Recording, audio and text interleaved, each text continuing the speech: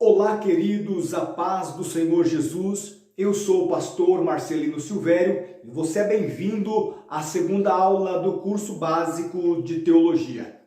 Que bom que você chegou até aqui. Você começa agora uma jornada de crescimento e conhecimento na palavra de Deus. Você que é novo por aqui, você pode se inscrever no nosso canal, ativar o sininho das notificações, deixar o seu like, o seu joinha e compartilhar esse vídeo nas suas redes sociais para que assim nós possamos alcançar mais vidas para a glória e honra do nome do nosso Deus. Estou muito feliz em ter você aqui. Quero mandar um abraço para todos os nossos alunos que estão espalhados aí no vasto campo deste nosso Brasil. Quero mandar um abraço para o meu aluno Júnior, lá da Bahia. Um abraço, querido, que também está agora assistindo a esta videoaula. Quero mandar um abraço para o meu sobrinho Daniel, lá do interior paulista, cidade de Garça, que também está agora assistindo a esta videoaula. Quero mandar um abraço para o meu querido e amado pastor lá do Belém do Pará. Deus abençoe, pastor Eduardo, que Deus abençoe a tua vida. Quero mandar um abraço para todos os irmãos aí do Maranhão. Quero mandar um abraço também para os meus alunos de Ferraz de Vasconcelos, interior de São Paulo, que também está ligado conosco. E também um abraço para o meu amigo pastor David. Sábado agora, este mês de fevereiro, sábado passado, nós abrimos um novo núcleo em Itapevi, na igreja do meu pastor amigo David, E os irmãos estão muito felizes com o curso de teologia, tem impactado a vida deles, e eu tenho a certeza que a nossa tendência é crescermos, cada dia mais crescermos e levar a palavra do Senhor. Amém? Bom, hoje é a segunda aula do curso básico de teologia. Na aula passada, nós falamos sobre a construção do termo teologia. Nós vimos também, as divisões da teologia. E eu quero rapidamente recapitular aquilo que nós falamos na primeira aula, até para os irmãos que adentraram agora aí no grupo, e que acabaram de se inscrever no nosso curso e que não pegaram a aula passada. Bom, quando nós vamos trabalhar na construção do conceito do que é teologia, nós não podemos sermos simples demais, mas também não precisamos sermos complexos demais, Basicamente, teologia significa o estudo sobre Deus. Nós vimos isso na aula passada. O termo teologia vem do grego, Se nós fôssemos dividir, vou escrever para vocês aqui, Teologia, É um termo grego. É um termo grego, ok? Se nós fôssemos dividir essa palavra, teo significa Deus e logo significa estudo. Então nós temos o termo grego teologia, que significa estudo de Deus, ok? Deixa eu apagar aqui. Então isto é, de uma maneira simples, teologia. Porém, na construção deste termo teologia, nós não podemos ser simples demais, e também não precisamos sermos complexos demais para definirmos aí, criar esse conceito do que é teologia. Nós vimos também na lição passada que a teologia ela tem algumas divisões. Nós vimos a primeira divisão da teologia, que é teologia exegese, Teologia exegese. A segunda divisão é a teologia histórica, Histórica. A segunda divisão é a teologia bíblica. E a terceira e a quarta divisão é a teologia sistemática.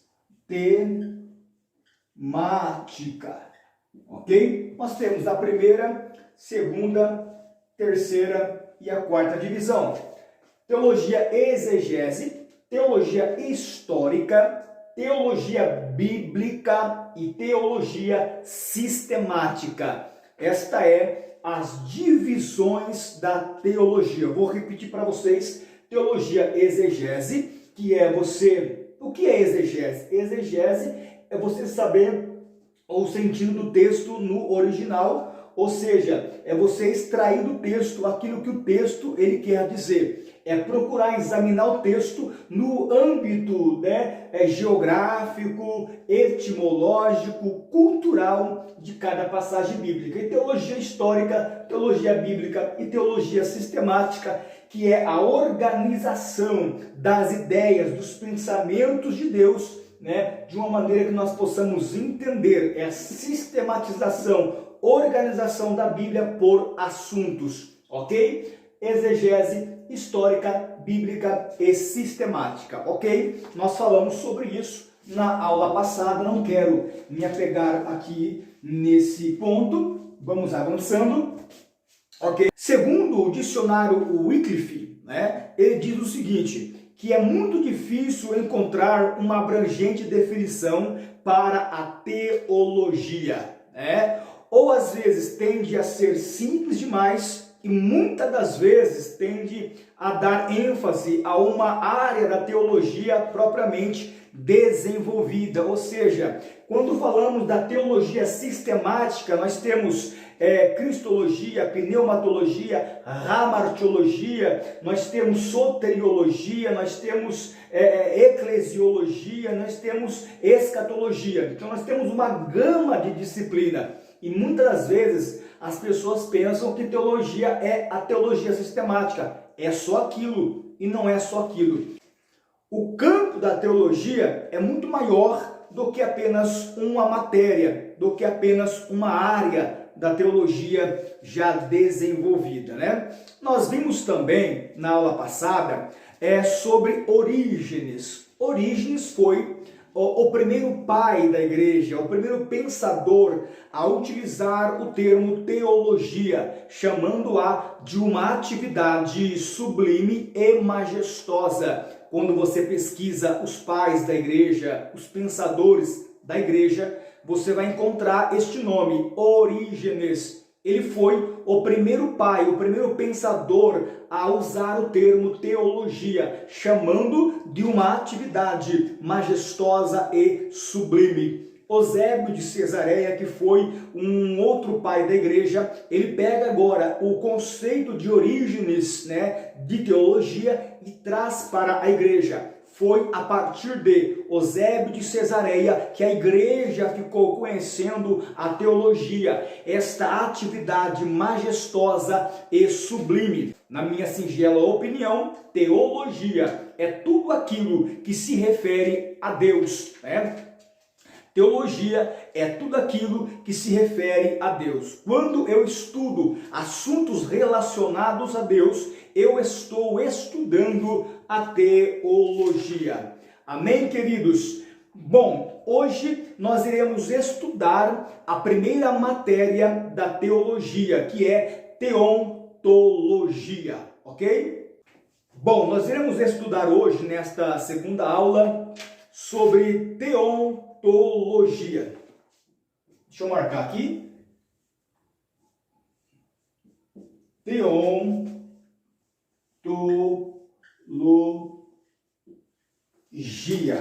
Teontologia. O que é teontologia? Vocês viram que teologia é um termo que vem do grego, que significa estudo sobre Deus. Por sua vez, teontologia também é um termo grego, que nós podemos dividir da seguinte maneira. Teon, Deus, vamos colocar aqui Deus, ok? Você já sabe. Onto, que significa ser, e logo ologia, que é tratado ou estudo. Ok? Então, temos aqui o termo grego teontologia. Teo, Deus, onto, significa ser, e logo, ologia, tratado, estudo. Então, temos aqui tratado, estudo do ser de Deus. Tratado, estudo do ser de Deus. Temos aí, então, a definição do sentido etimológico da palavra teontologia, que é a nossa primeira matéria que nós iremos estudar de teologia básica. Amém? Deixa eu apagar aqui e vamos, então, começarmos conhecendo, estudando o ser deste Deus que é maravilhoso, sublime, majestoso, criador de todas as coisas, sustentador do universo, um Deus transcendental, né? E vamos conhecer um pouco desse Deus maravilhoso ao qual nós servimos.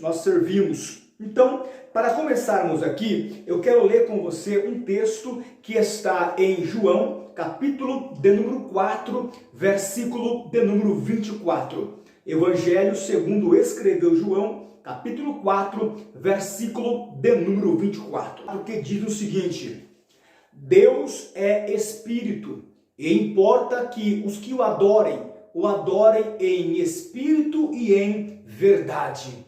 Olha só o que Jesus está dizendo para a mulher samaritana à beira do poço de Jacó.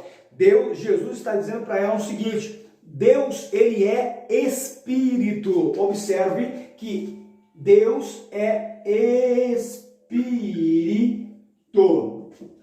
Observe que no versículo 24, a palavra Espírito está com letra maiúscula, referindo ao Espírito de Deus, né? Todas as vezes que a Bíblia te apresenta Espírito com letra maiúscula, se refere ao Espírito de Deus. E todas as vezes que a Bíblia se refere ao Espírito com letra minúscula, se refere ao Espírito do homem. Ok? Letra maiúscula, Espírito de Deus. Letra minúscula, Espírito do homem. Pelo menos na Bíblia atualizada, né? Revista e atualizada. Então, Jesus está dizendo para a mulher samaritana que Deus, ele é Espírito, ok? Então, se Deus, ele é Espírito, ele é também, e logo ele é imaterial. Sendo um ser imaterial, ele não tem corpo, não tem forma física, porque Espírito não tem corpo, Espírito não tem forma física. Esse Deus, que é Espírito, que é espiritual, imaterial, né, que não está ligado à matéria, não tem forma física. Então, como se relacionar com Deus que nós não vemos? Como se relacionar com Deus que nós não podemos palpar? Né? Um Deus que não é palpável, um Deus que é imaterial. Bom, é muito importante nós entendermos que todas as vezes que Deus se revela ao homem, que esse Deus que é Espírito se revela ao homem, ele se revela falando a linguagem do homem. E para que nós possamos compreender isso, eu quero convidar a você a conhecer duas palavras que serão muito importantes no decorrer aí do nosso estudo.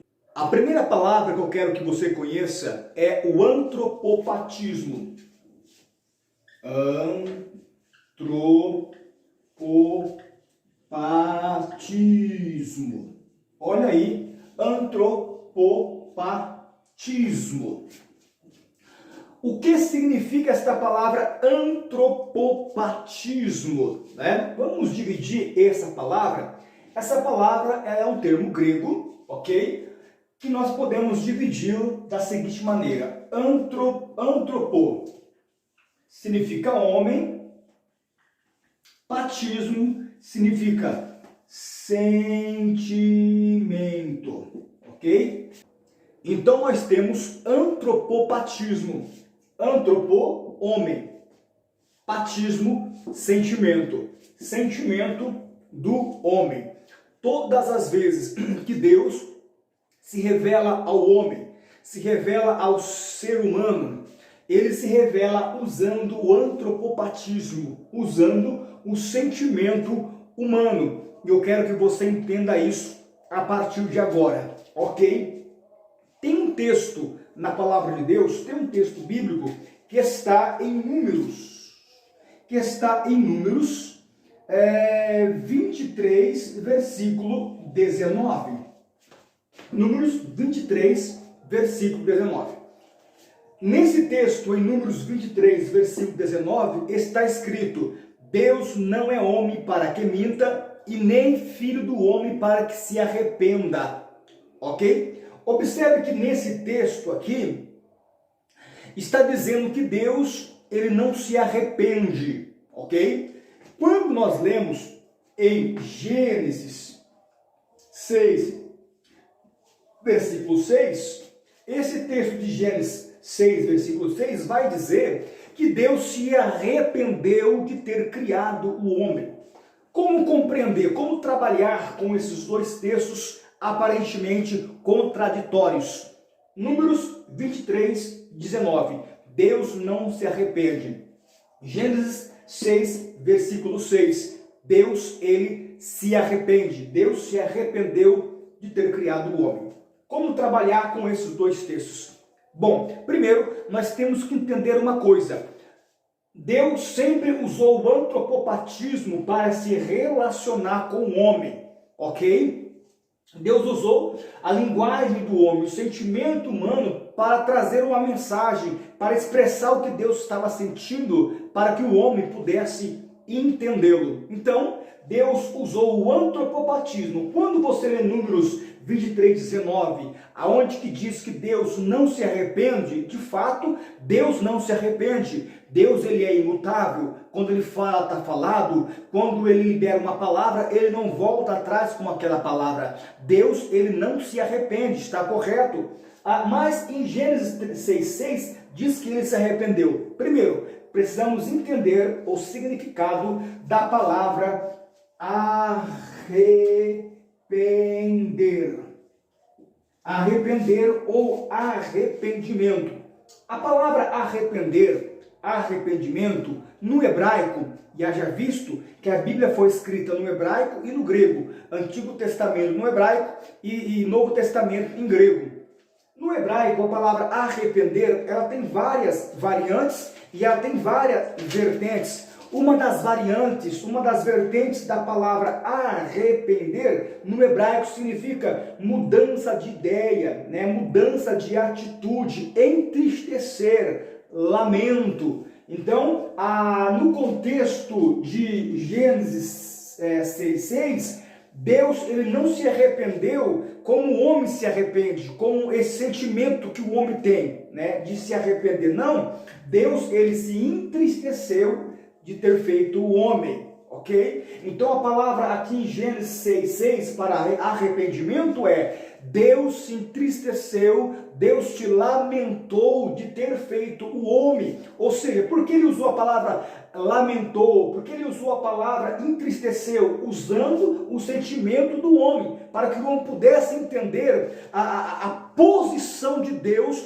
em relação ao pecado do homem, em relação à atitude do homem para com Deus. Ficou claro até aqui? Vamos continuando aqui. Eu quero que vocês conheçam uma outra palavra, que é a palavra antropomorfismo, ok? Antropomorfismo. O que é antropomorfismo? Bom, nós vimos que antropopatismo, antropo é homem. Agora, morfismo é forma ou formar. Né? Forma ou formar. Temos aqui então antropomorfismo. Assim como Deus usa o antropopatismo, o sentimento humano, para se comunicar com o homem, Deus também vai usar em toda a Bíblia o antropomorfismo. Deus vai usar a forma de homem para se comunicar com o ser humano. a forma de homem para se comunicar com o ser humano. Bom, se nós entendemos que Deus, ele é espírito, e espírito é um ser imaterial, não está ligado à matéria, logo, obviamente que Deus não tem corpo, amém? Deus não é como o homem que tem esse corpo. Como agora entender quando Isaías, no capítulo Isaías 59, diz que eis que as mãos do Senhor não estão encolhidas para que não possa salvar, e nem os teus ouvidos agravados para que não possa ouvir. Como entender aí Isaías dizendo que as mãos, Deus tem mão, que os ouvidos, ora, Deus tem ouvido. Como entender um ser que é espiritual, que é imaterial, Isaías falando que ele tem mão, que tem ouvido? Você vai encontrar em várias passagens da Bíblia mostrando que Deus tem olhos, boca, ouvido, mãos, ok? Por quê? Porque Deus está usando o antropomorfismo para se revelar ao homem, a forma humana para se revelar ao homem. Então, a Bíblia fala que ele tem mão, que ele tem corpo, que ele tem olhos, que ele tem boca, ok? É uma linguagem que Deus usa para se comunicar com o homem. É bom nós entendermos isso aqui, ok? Como um Deus que é espírito se manifesta em forma humana, ok? Ficou claro isso aqui? Vamos continuar? Deixa eu apagar aqui. Vamos continuar aqui. Eu quero ler um texto com vocês que está em Êxodo, capítulo 3, versículo de número 14. Êxodo 3, versículo de número 14. Ok? Diz assim: e disse Deus a Moisés, o eu sou o que sou, disse mais, assim dirás aos filhos de Israel, o eu sou me enviou a vós. Isso aqui é muito forte. Estamos estudando teontologia, o estudo do ser de Deus. Quando Deus se revela a Moisés, Moisés tem uma visão. Ele viu uma sarça que pega fogo, porém esta sarça não se consome, não se deteriora, não vira cinza, não se queima. E dentro dessa sarça que está pegando fogo, ele ouve uma voz dizendo, que era para ele tirar as sandálias dos seus pés, porque o lugar em que ele estava pisando era a Terra Santa. Deus agora diz para Moisés descer até o Egito e resgatar o povo que está sofrendo. Moisés pergunta para Deus, dizendo, Senhor, se o rei do Egito, se as pessoas me perguntar em nome de quem você está vindo aqui, quem foi que te mandou, o que eu vou dizer para eles? Então Deus disse no versículo 14 que nós lemos, você dirás ao povo, aos filhos de Israel, você dirás ao rei do Egito que o eu sou me enviou a vós. Eu sou o que sou. Deus, aqui em Gênesis capítulo 3, versículo 14,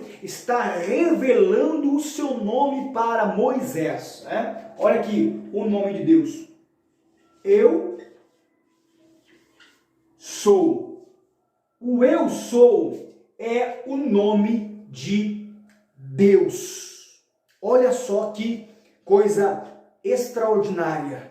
Olha que coisa maravilhosa. Esse Deus agora, quando se revela a Moisés, ele diz, olha, o eu sou, o que sou me enviou a vós. O meu nome é o eu sou. O eu sou é o nome de Deus. Você vai ver Jesus usar essa expressão, eu sou a videira verdadeira, eu sou o pão vivo que desceu do céu, eu sou o alfa, o ômega, eu sou, e Jesus usando essa expressão do eu sou, porque ele é o próprio Deus encarnado. O eu sou é o nome de Deus, é o nome que está no hebraico, que nós conhecemos como Ud, Re, Vav, Re. Ud, Re, Vav, Re. Ud, Re, Vav, Re. Algumas pessoas pronunciam Yau, outras Yoshua ou Yahushua, ok? Mas nós temos que entender que o nome de Deus é o eu sou. Esse é o nome. Deus não é nome. Deus não é nome. Deus não é nome. Deus é o que ele é. Dominador, Esse Deus, ele tem um nome. Qual que é o nome? O Eu Sou, o Dirê Vavirê, o Yau ou Yahushua, né? Como você queira pronunciar. Agora, o que está por trás dessa revelação de Deus a Moisés? O que Deus está dizendo para Moisés? Deus diz o seguinte: Moisés, quando eles perguntarem para você quem é que te mandou aqui, você dirá que o Eu Sou me enviou a voz. Esse é o meu nome. Eu sou o que eles precisarem. Se eles precisarem de cura, eu sou o Deus que cura. Deus está dizendo: eu sou o que você precisar. Oh, glória a Deus! Então você está entendendo? Esse Deus imaterial, invisível, está se revelando agora ao mortal, está se revelando agora a Moisés, dizendo, revelando o seu nome para Moisés: o meu nome é Udirê Vavirê, o meu nome é o Eu Sou. Eu sou o que? Eu sou o que você precisar. Glória a Deus.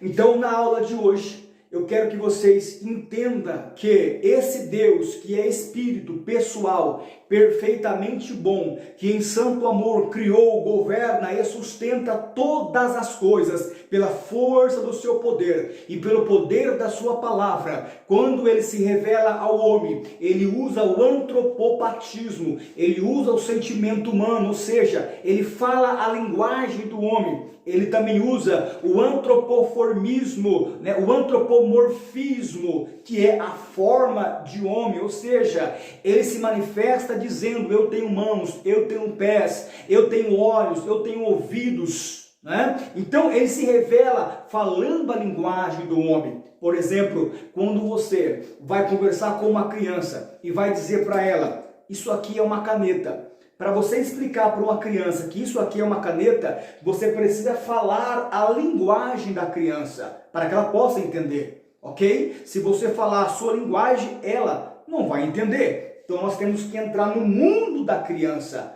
Assim é Deus. Deus entra no mundo do ser humano para falar ao ser humano, revelar ao ser humano os seus propósitos e os seus desígnios. Esse é o Deus que nós conhecemos. Esse é o Deus que é espírito, esse é o Deus que é imaterial, esse é o Deus que é o grande o Eu Sou, esse é o Deus que é o Udirê Vavirê, esse é o Deus que é o que nós precisamos. Ele se revela ao homem da maneira que o homem possa compreendê-lo, falando a linguagem do homem, ok? Porém, nós não conseguimos conhecer a Deus na carne. Por isso que eu volto a dizer, João capítulo 4, versículo 24, que diz: Deus é espírito, importa que aqueles que o adorem em espírito e em verdade. Nós só podemos adorar Deus em espírito, nós só podemos conhecer a Deus em espírito. Na carne, ninguém consegue compreender a Deus. Então, para finalizarmos a aula de hoje, esta segunda aula, eu quero falar um pouco sobre a imanência e a transcendência deste Deus, ok? Bom, eu quero falar um pouco agora sobre o Deus imanente e o Deus transcendente. Vamos conhecer a transcendência e a imanência de Deus. Você que está com a sua apostila, com o seu material de apoio, na página de número 4. Abra aí na página de número 4, nós iremos ver aí rapidamente a transcendência e a imanência deste Deus. Bom, na página de número 4, nós lemos o seguinte: Isaías 55, versículo 8 ao versículo 9. Os pensamentos e os caminhos de Deus transcendem os nossos, porque os meus pensamentos não são os vossos pensamentos, nem os vossos caminhos, os meus caminhos, diz o Senhor. Porque assim como os céus são mais altos do que a terra, assim os meus caminhos são mais altos do que os vossos caminhos, e os meus pensamentos mais altos do que os vossos pensamentos. Então, aqui no aqui no capítulo 55, onde nós lemos de Isaías, nós temos uma ideia de um Deus que é transcendente. Um Deus que está além. Transcendência significa, deixa eu marcar aqui, transcendência, a minha caneta aqui se esgotou, tá? A minha caneta aqui, ela falhou, mas vamos aqui. Transcendência significa ir além. Aquilo que está além. Esse Deus que Isaías, aqui no capítulo 55, do versículo 8 ao versículo 9, nos apresenta, diz que os pensamentos dele, os caminhos dele são mais altos e mais elevados do que o nosso. Então é um Deus que é transcendente, um Deus que está acima de todas as coisas, um Deus que está acima do homem, um Deus que está acima de tudo, um Deus que é absoluto, um Deus que é majestoso, transcendental, um Deus que é incomensurável. Esse é o Deus transcendente. Agora, no mesmo Isaías, no capítulo de número 6, versículo 1 ao versículo 5, Isaías, capítulo 6, do versículo 1 ao versículo de número 5, diz o seguinte: Deus é descrito sentado num trono elevado e exaltado, e os serafins clamam: Santo, Santo, Santo, ou Kadosh, Kadosh, Kadosh, é o Senhor dos exércitos. Isaías está bem consciente de sua impureza e indignidade. Mesmo aqui existe um testemunho da imanência de Deus, pois os serafins cantam e toda a terra está cheia da tua glória. Oh glória! Nós temos aqui a imanência de Deus no versículo de número 3. A imanência de Deus. Toda a terra está cheia da sua glória. Como pensar num Deus que é imanente e transcendente? Como compreender um Deus que é transcendente e imanente? Vou dar um exemplo aqui. Eu tenho este CD, né?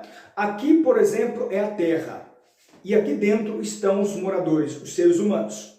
Pensar num Deus que é transcendente é maravilhoso, é bíblico. Um Deus que é transcendente é um Deus que está além das nossas limitações, capacidades, pensamentos. Deus está além de tudo, Deus está acima de tudo. É muito importante pensar num Deus que é transcendente, mas é muito perigoso pensar só num Deus que é transcendente, porque dá a ideia de um Deus que está acima e não opera na terra. Por isso, nós temos que pensar num Deus cuja glória enche a terra, ou seja, num Deus imanente. Então, um Deus imanente é um Deus que está atuando na terra, é um Deus que está em constante atuação na terra. É muito legal e importante pensarmos assim, mas da mesma forma que é perigoso eu pensar num Deus que é transcendente, só num Deus que é transcendente, é muito perigoso eu pensar num Deus que é só imanente, porque aí eu posso abrir um leque, um espaço para o panteísmo. O que é panteísmo? É a ideia que Deus está em tudo, Deus é uma árvore, Deus, a natureza é Deus, tudo é Deus, tudo é Deus. É o panteísmo. Então, é perigoso eu pensar só um Deus que é imanente. Eu tenho que pensar num Deus que, ao mesmo tempo que ele é transcendente, ele também é imanente. Um Deus que está acima de todas as coisas, mas um Deus que atua constantemente no planeta Terra, constantemente no meio do teu povo. Um Deus que está manifestando a sua glória, atuando no sistema, no governo, atuando em todas as coisas. Quando eu penso num Deus que é imanente, logo eu entendo que Ele é um Deus soberano, que todas as coisas estão no seu controle, nada foge do seu controle. Então, quando eu penso num Deus que é imanente, eu entendo um Deus que ele usa o sistema, ele usa o governo ou para abençoar o seu povo, ou até mesmo para corrigir o seu povo, como foi o caso que ele usou Nabucodonosor. Por causa da idolatria do povo, ele usou Nabucodonosor como um instrumento de justiça para castigar o seu povo, levando-os cativos por um período de 70 anos. Então, Deus usou Nabucodonosor para corrigir o seu povo, usou o governo para corrigir o seu povo, é um Deus imanente. Depois, Deus usou o medo dos persas para libertar o seu povo. Mais uma vez, o Deus imanente usando o governo para trazer livramento para o seu povo. Então, eu deixo para você este entendimento da imanência e da transcendência. Leia a página 4, 5, 6 da sua apostila, do seu material de apoio, para que você possa ter uma compreensão melhor sobre a transcendência e a imanência desse nosso Deus. Ok, queridos? Meus amados irmãos, esta foi a segunda aula do nosso curso básico de teologia. Qualquer dúvida, você manda ali no grupo que eu vou estar respondendo, amém? Tudo aquilo que eu falei aqui, procura anotar num papel, pensa sobre isso, medita sobre cada tópico que eu falei aqui, do Deus que é Espírito, de um Deus que usa o antropopatismo, o sentimento humano, e ao mesmo tempo usa o antropomorfismo, que é a forma, né, de se revelar ao homem, de um Deus que é Espírito imaterial, porém é um Deus que fala a linguagem do homem para revelar as suas verdades. Medita também sobre a transcendência e a imanência de Deus, um Deus que está acima de tudo, mas também um Deus que está atuando constantemente em favor do seu povo, sem infringir a lei do livre-arbítrio, sem ferir o nosso livre-arbítrio, mas Deus está operando, Deus é imanente, Deus está no controle. Medita, leia, examine, pesquise mais sobre isso e até a próxima aula. Querendo Deus, um abraço.